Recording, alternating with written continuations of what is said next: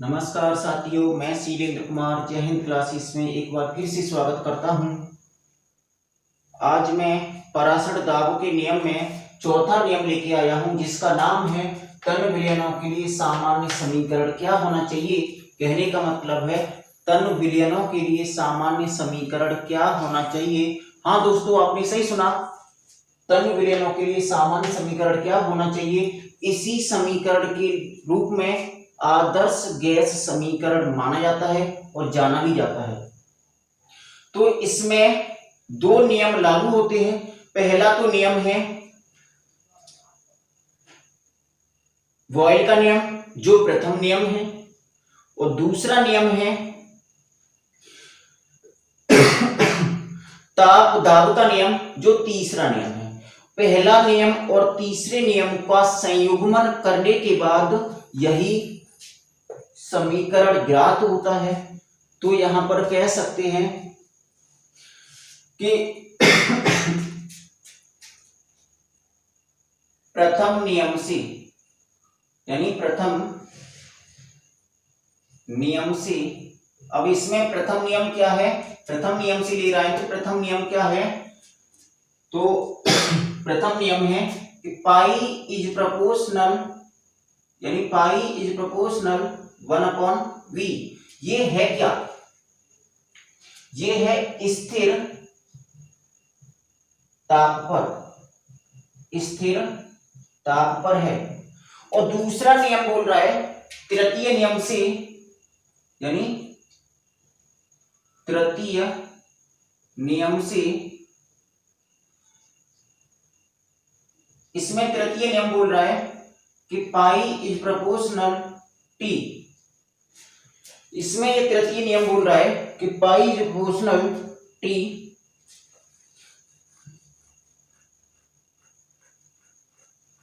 Pi is proportional T है। तो यहां पर दे रहा है कि स्थिर आयतन पर, यानी स्थिर आयतन पर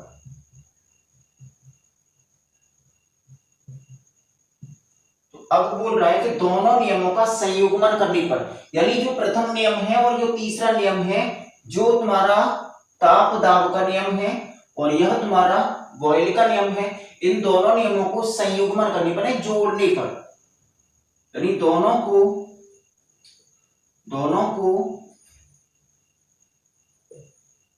संयुग्मन करने पर, संयुग्मन करने पर तो क्या प्राप्त होगा। दोनों नियमों को संयुग्मन करेंगे तो P is proportional to upon V. जब दोनों नियमों को हमने जोड़ दिया है तो पाई प्रोपोर्शनल टी बना है, और इसी पाई प्रोपोर्शनल टी में यहां पर दे दिया है कि पाई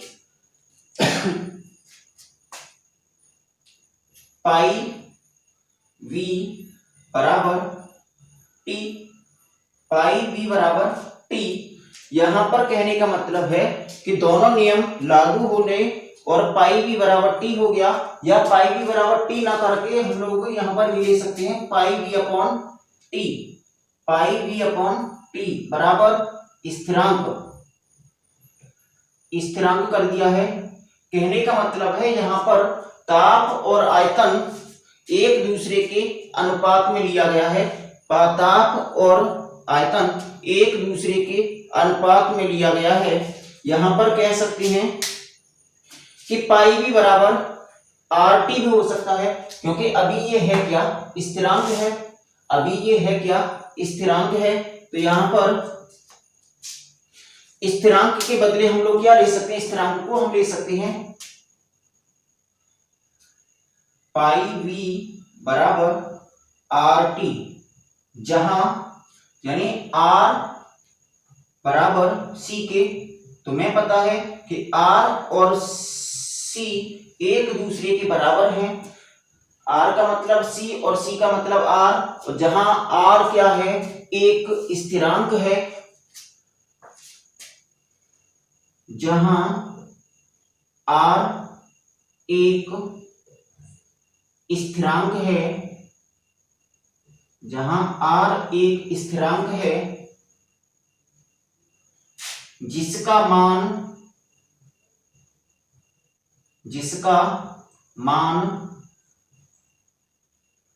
0.0 यानी 0.0821 होता है, 0.0821 होता है। कहने का मतलब है यही गैस स्थिरांक होता है, इस R को ही गैस स्थिरांक कहते हैं, इसे ही गैस स्थिरांक कहते हैं। अब यहां पर बोल दिया कि जहां पर R और C एक दूसरे के बराबर हैं, तो जब एक दूसरे के बराबर हैं तो यहां पर बोल सकते हैं पाई v बराबर एस टी, यानी इसमें ले सकते हैं पाई v बराबर, जब पाई v बराबर आर टी है तो R बराबर C है, यानी पाई बराबर R बराबर C नहीं सॉरी R बराबर S, पाई v बराबर एस टी। ये आ चुका है अगर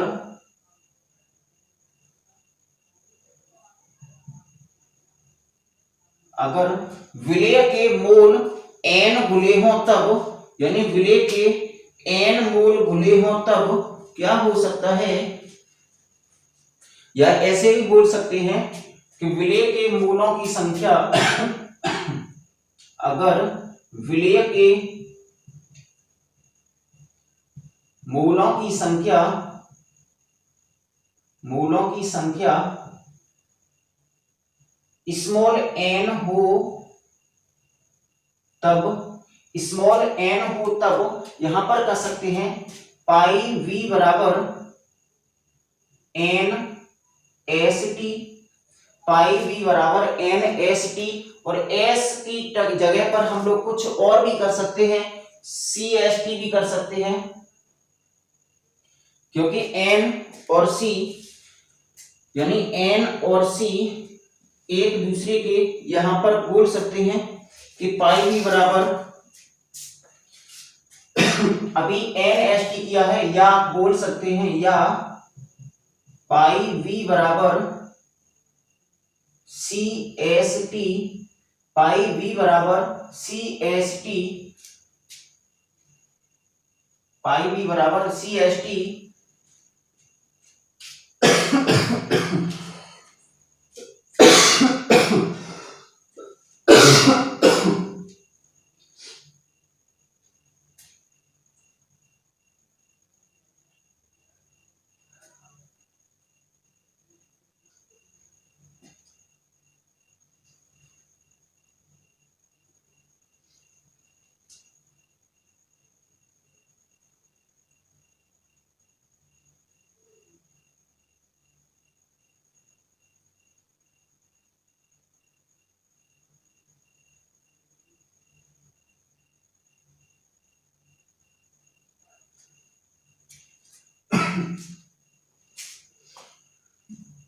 पाई बराबर सी एस टी,